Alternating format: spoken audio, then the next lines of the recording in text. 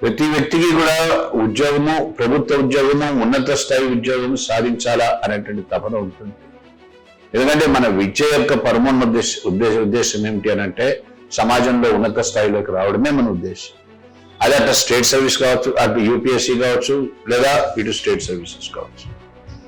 అందరికీ ఆశ ఉంటుంది ఉద్యోగం సాధించాలని, కానీ కొంతమందే సాధించగలుగుతారు.